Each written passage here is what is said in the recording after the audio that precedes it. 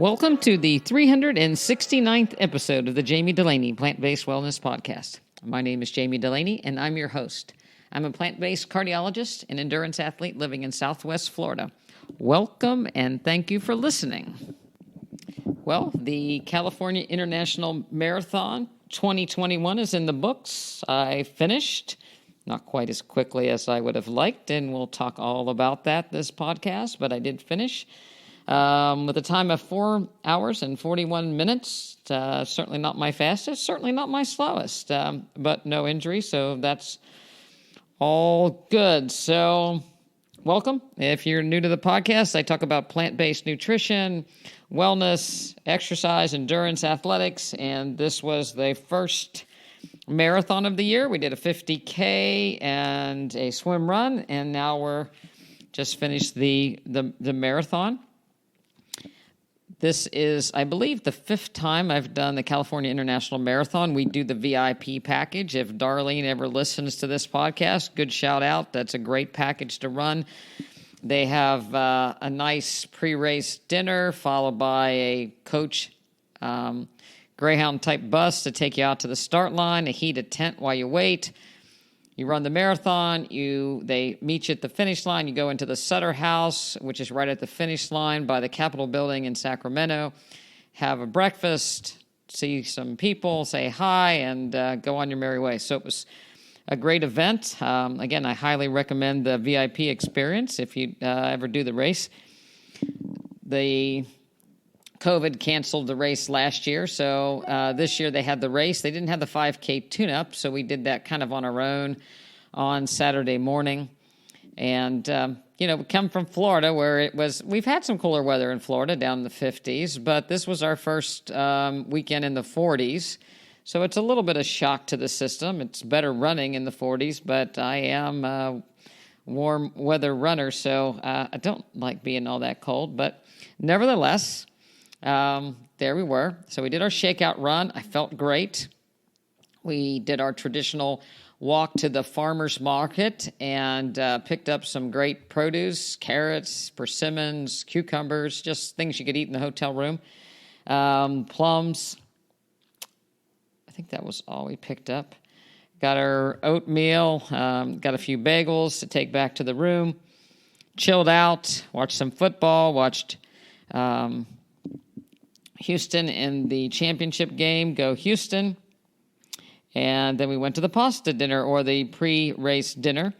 They did have pasta. They had a marinara sauce, vegan. I believe she has it for us because I don't think there are too many vegans there. They also had yellow sweet potatoes, which were great.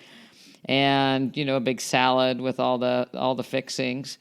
And, we also got some mandarins at the farmer's market. So had an early pre-race dinner about 4:35 and shut it down. We try to stay on Eastern Standard Time so that, when you get up at 3:30 in the morning to go to the race, you feel like it's, 3 hours later. So it was kind of 6 o'clock in the morning Eastern Time. So it wasn't that bad. And went to the heated tent and waited for the start line. It was a little bit foggy, and we took off. I always have the 4-hour time in my head. The last time I ran CIM, I did 4:04. Theoretically, knocking 4 minutes off is not that big of a stretch, but I hadn't really been training at that pace that I needed to run. But I felt pretty good. My VO2 max, for what that's worth, is the highest it's been in a long time. It's 51, so I kind of felt like nothing was injured. As I said on the last race report, I decided to go with the Newton running shoes, and I've only worn those for about probably, I think I did a 7-miler in them, and then maybe 3 or 4 5-mile runs. I just wanted to wear a road shoe. I was afraid of the Hoka Carbon X. I was afraid that they just wouldn't be they're just more of a bulky shoe that I'm used to wearing. And I didn't want to wear my trail shoes, so I decided to go with the Newtons, knowing full well that I was not going to complain if there was an issue with them. Shouldn't do anything on race day that you haven't already run a long run in, so I was breaking a cardinal rule. It's not the first time I've broken one of those rules in marathon running, but I decided to go ahead and break it again. So I wore the Newton shoes. I wore my Exoskin toe socks, fabulous socks. You don't get any blisters with those things if you can help it. Wore my rabbit shorts. I am part of the Rad Rabbit team, and so I supported them with my Rad Rabbit buff as well, and I wore my Jami Dulaney plant-based wellness t-shirt. So that was my dress of the day for the 45-degree temperatures. Now, I do have experience back in my third marathon in Paris of dressing light for the weather and having to walk and almost freezing to death. And I have really bad memories of that. And this race was a little bit cool, but usually in California, it starts out cold and warms up as you go.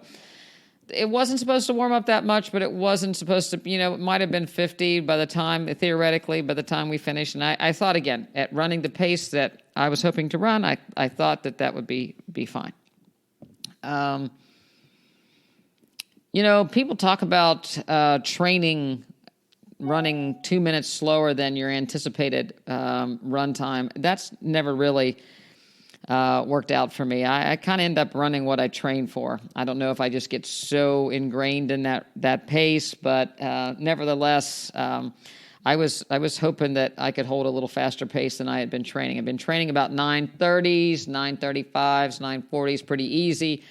Thought that it wouldn't be that bad to, especially with the cooler weather, to run a little bit faster.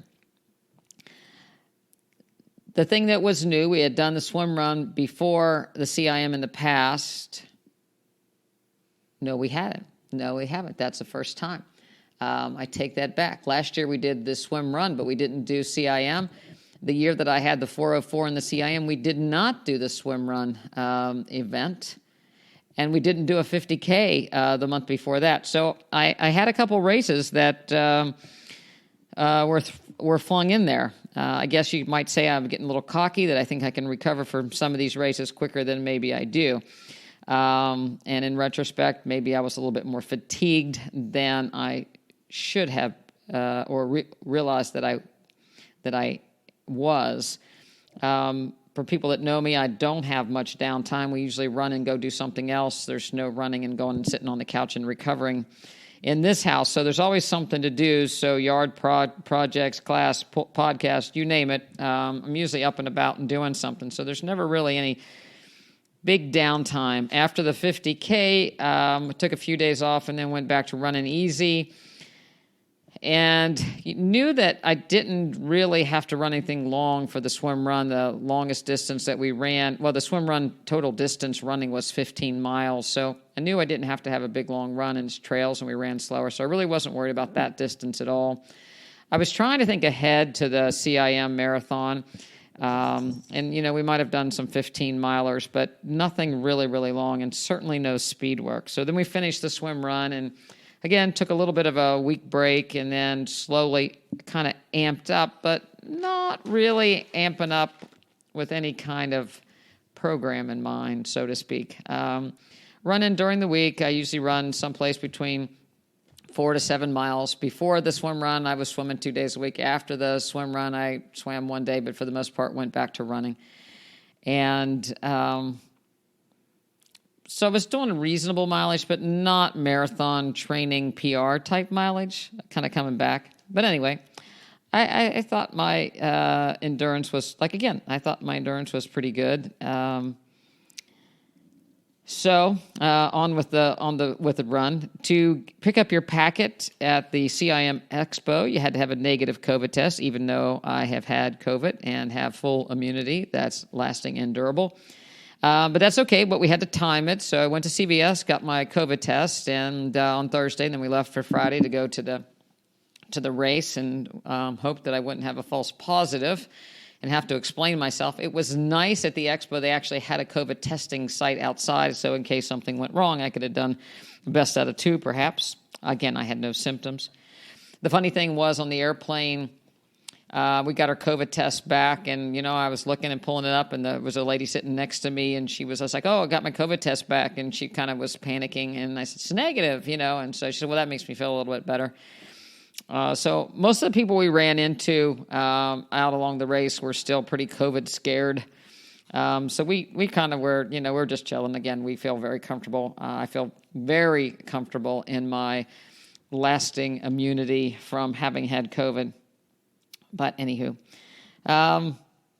the morning of the race, had my usual Kate bar and a half a banana and my coffee. It's what I usually do. And we decided to line up, or I guess I got to call and decided to line up at the 9-minute per mile pace group. They took off, and we kind of got separated from them pretty quick. And, it's okay. We'll just run my own pace. Again, when I ran my best marathon, I just looked at the pacer's feet and just followed them for 20 miles. So I didn't have his feet to follow, but I felt okay. But I just wasn't quite, it wasn't easy. It should be easy in the beginning, and it wasn't quite easy. It wasn't that hard, but it wasn't easy. And I just didn't have, what you'd say, a good rhythm. But I always call myself a diesel. I felt like that, give myself a couple miles, things might loosen up, I'll get better. I didn't feel bad. I just didn't feel great. And we started out, and my heart rate got up pretty good. It was high 140s, 150s. 150s, when I get there, that's starting to get up to the point where I'm going to be anaerobic, and so I don't like to stay there very long at the beginning of a race. So that was a bad predictor for me, that I was having to have a heart rate that high to maintain a pace of that. So, again, usually I train in a heart rate of 130s to 140, not 140s to 150. So I knew that was not going to be such a good thing, and, realized I was probably going to have to slow the pace down because of it. And if you look at my age and my heart rate, that's really pushing 85 to 90% of my predicted maximum heart rate, most likely. And that's anaerobic, and that's just not sustainable for an athlete of my caliber for 26.2 miles. Maybe a Kenyan, but not me. Even hoping and wishing all that I did, that's not sustainable.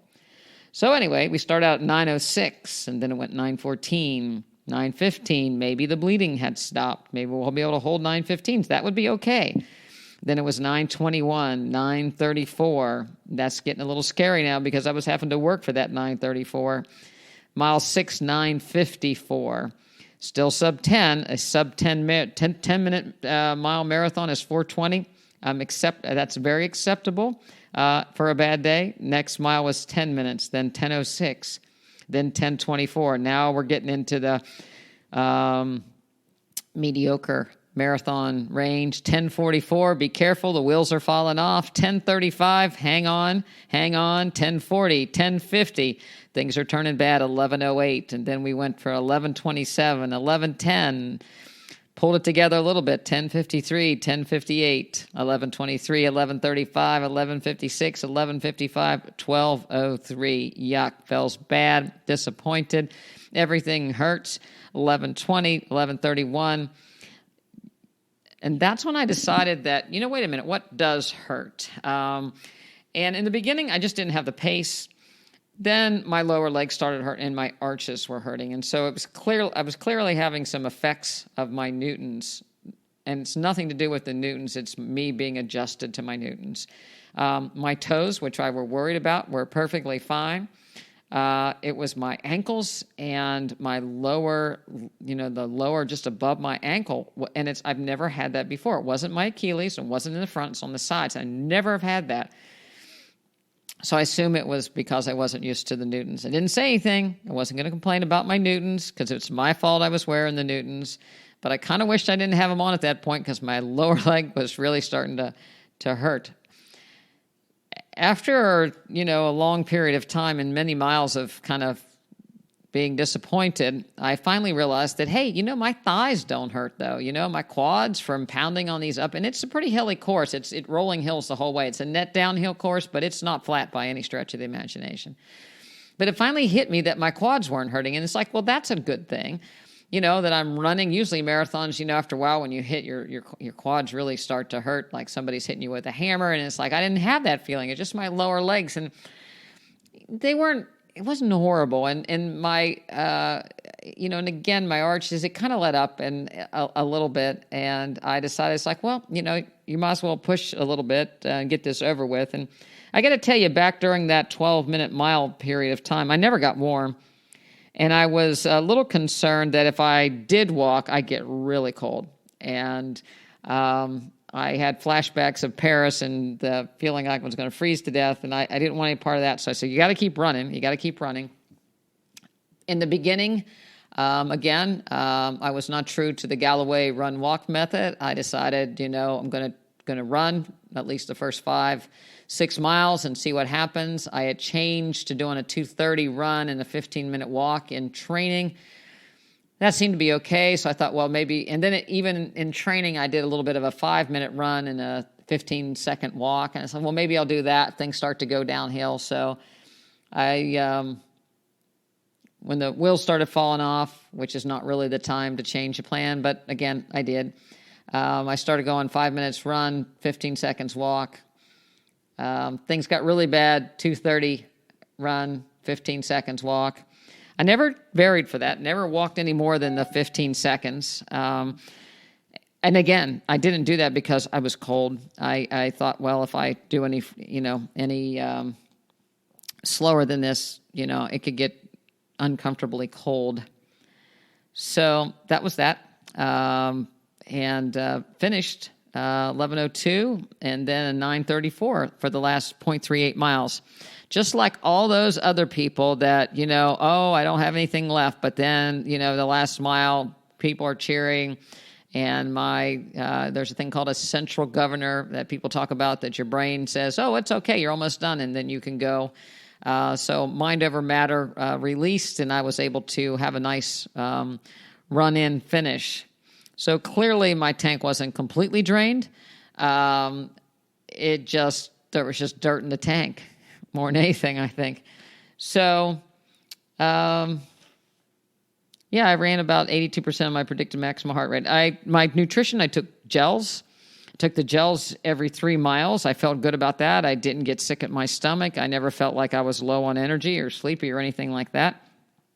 I just didn't have the chutzpah to go any faster. And, I think I was anaerobic. I couldn't keep up. I was forced to slow down because I just couldn't, even though I was taking in fuel, I couldn't access it quick enough to make myself go. So, takeaways. I like my Newtons.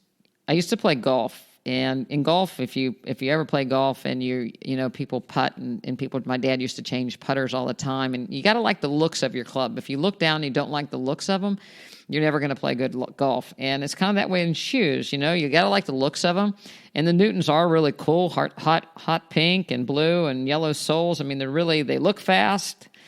My toes were good. Again, no blisters at all.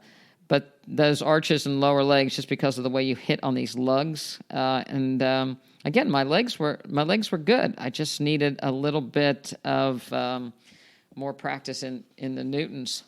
Would have been very helpful. So I'm not ruling them out. I'm not ruling them out for another marathon. I'm going to keep running in them. Obviously, trail. I'll go to trail shoe. I'll probably go to my ultra trail shoes just because they are so comfy. But I'm not rolling the Newtons out for more road races. Next week, I'm having an interview. I'm going to post the interview with Doug Graham from 80-10-10. But while I was traveling to Sacramento, I reread his books and read another one of his book, and I decided that after the race, I was going to do fruit. They have a lot of things that aren't plant-based. They do have fried potatoes, which I guess I could have said were okay for me since I ran a marathon, but I elected to do 2 giant bowls of fruit, and they had some granola. I put some of that on there too, but mainly I had 2 giant bowls of fruit and a glass of orange juice and a coffee to warm up, and then we went on our merry way, went back and showered, and I got to tell you, it's the best recovery I've had. I felt good, a little achy that night, a little buzzy, but in the legs. But, recovered. Today is day 4 past the post-marathon, and I went for a run today and felt good. Legs don't have a lot of endurance in them, but no soreness. I could do some squats. Just started back doing my squats again, air squats and mobility things. So that I really attribute to getting that good glucose load right after the marathon in. So that was really, really good. I was disappointed in my time. The worst thing about a marathon is there's no takebacks.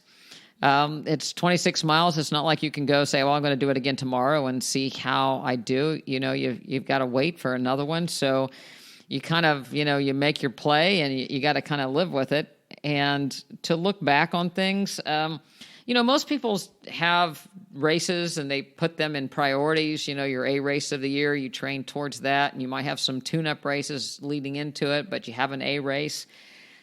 I really didn't do that. I mean, in my head, CIM is always an A race because I like it. It's a marathon. The rest of them are trails, and we go slower. But I didn't train for an A race.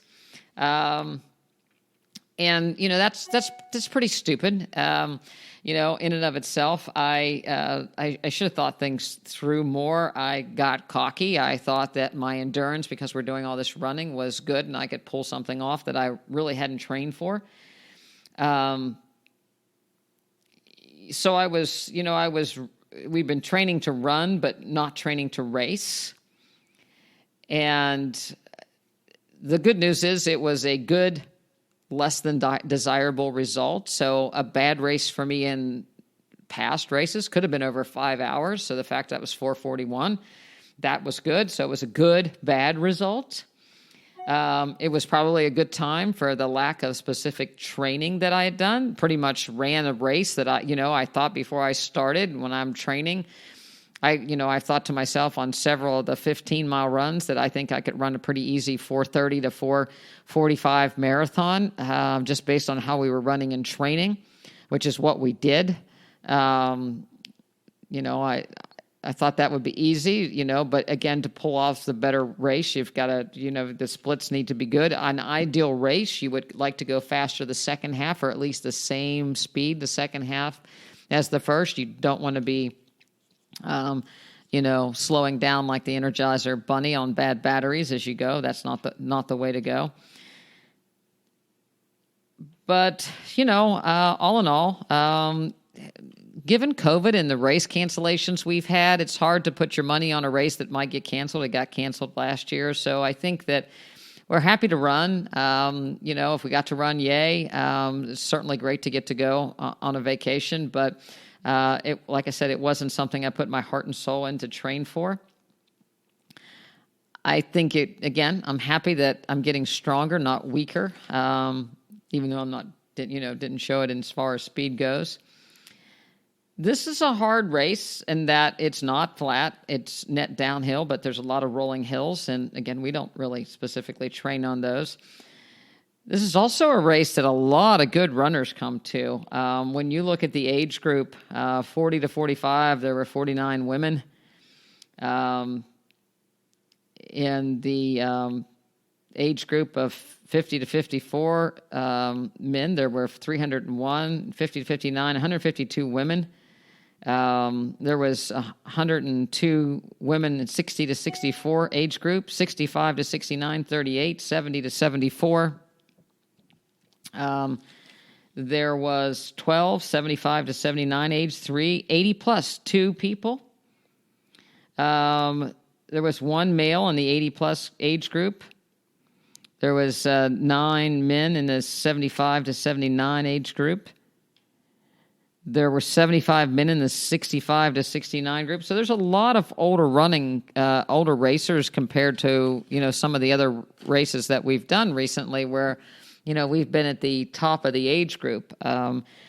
The woman that is a fabulous runner that won my age group, and she may have even set an age group record, did 2 hours and 45 minutes. Makes me look even worse. She is a track coach, so I'll give her that. But nevertheless, fabulous runner. Can't take that away from her.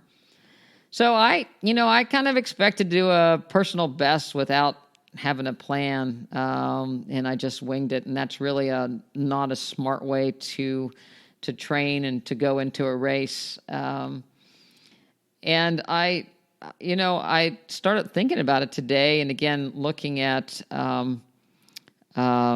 this in comparison to nutrition and nutrition plans, and it's not much different than you get from having a mediocre diet and expect mediocre results. People that do a diet of moderation and they can't figure out why things aren't getting much better. It's kind of like my race. It's like if I just dial it in and wing it, and I didn't set the world on fire. So I think that it really comes back. I hope that I can remember and learn from it. I seem to learn things the hard way most often. I always tell people I can count my really good races, my really well executed races, probably on one hand. I'm thankful to be able to have the opportunity to race and to go to the marathons and finish and be healthy and feel good right now. But if I really want to do well, just like in nutrition, I need to set myself up with a plan and assess the plan as I go and adjust and decide on the start line what is really realistic and stick with it. I know I want a negative split or be even split, so I need to set myself up for success. I guess I'm always afraid that I'm going to leave something in a tank and finish feeling so good that I wish I would have gone faster. It's not happened yet, but it could. But that's part of what makes me, lose it at the start line. I get the start line excitement. Seabiscuit had the same problem. That's why they call me Seabiscuit. So winning or having the perfect day without the perfect training is kind of like winning the lottery. It doesn't happen very often, and maybe doesn't happen at all. So I think that's a lot like, again, if you think about nutrition plans, if you just kind of go through it and, phone it in, so to speak, you'll get that result. I know a lot of people that have done various plans over the years and measured and weighed things, and then they get to the point where I got this. I've been on so many diets. I know about what a cup is. I know about what half a cup is. I know about how many calories this is. I know about what I ate. And when you know about or kind of or not too much of, it pretty much results in just what I did. You get a mediocre result. So maybe that's my way of educating myself. And, again, I guess I can say to all those people out there that are struggling nutritionally, it's not that easy, is it? The best intentions or the best wishes. My grandmother used to say, if wishes were horses, beggars would ride. So, pick yourself up and start again. We have a 50-mile race in February. It looks like I better make a training plan. It looks like I better stick to it if I don't want it to hurt really bad. Again, the good news is it's all time on your feet and it's all adding up to fitness, and we had a great time. But if I want to do better, I'm going to have to put a little bit more organized effort into the plan. So that was my very, very long-winded race report for the California International Marathon. And so we'll be, again, going through the holidays and trying to all rev things up slowly the other way and continue to pick up the running. We're having our holiday Christmas potluck with our nutrition classes next week, so I'm looking forward to that. Addie, Dulaney, Meinerich, and Caleb are coming into town for that, so that'll be great. Our registered dietitian will be in town. And probably going to go to a bowl game because the University of Houston is headed to, I don't know them. Sorry, Nathan, I don't know the name of the bowl, but it's out in Alabama, and they're playing Auburn. So there's a lot of good things to look forward to. We're going to get our holiday cooking on board. I think it's going to be really exciting to talk to and share. I already did talk to him, but share the podcast I did with Doug Graham next week. We're going to, it'll be very interesting. It's actually made me think about my own nutrition plan, and I'm going to change things up for my own nutrition a little bit. I think that we can all learn and evolve. Every day can get a little bit better. So lots of things to look forward to. If you'd like to learn more about our practice, both online and as a full member, you can go on over to drdulaney.com, DoctorDulaney, and learn about what our practice is about. You can email me at Jami@drdulaney.com. Not only is a 50-mile race scheduled for February, but March will be another marathon. I'll be pacing some of our members for their first or second marathon. We'll be back there with them and cheering them on, helping them to perhaps pace themselves better than I pace myself. Do as I say, not as I do, perhaps. So that'll be good. If you'd like to join us, it is the Treasure Coast Marathon in Stuart, Florida. It's a beautiful marathon in March. So we'd love to see you.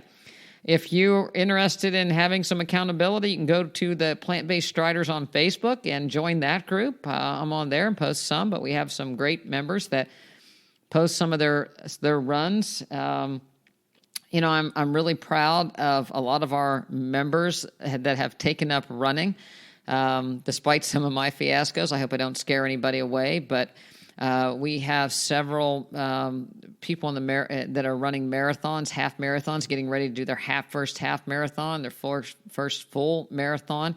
I'd like to give a shout out to Becky. I'll not say your last name because I didn't ask for permission, but Becky has lost a tremendous amount of weight and said she'd never be a runner. She might be a walker, and she's training for a half marathon.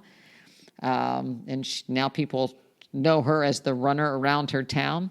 We have Ann in the practice who's done several half marathons, and we have several other people that are, again, training for things that they never thought they would train for. So you're never too old to start training. You're never too old to get better. And I hope you're never too old to learn. I'm sure you're never too old to learn. And I'm going to keep running and keep trying to learn and maybe paying attention, pay more attention to my own advice a little bit. But I really do appreciate all the effort that everyone puts in. It's a great practice. Our registered dietitian, Addie Dulaney Meinert, is also doing the 12 Days of Christmas wellness challenge with some strength training. She's doing her own strength training program herself, and her ability to lift weights has increased markedly. So it's all good. I hope that you have a healthy, happy holiday season. Stay true to your nutrition. Remember to keep your eye on the ball and what you want your outcome to be, and work your plan because it'll turn out much better that way. So I'm told. No, it will, I promise. So thank you for listening to this long-winded race report. I'll be back with, again, Dr. Doug Graham next week to talk all nutrition and how a raw 80-10-10 diet might be something you might want to incorporate into your future as well. Thanks for listening. Good night.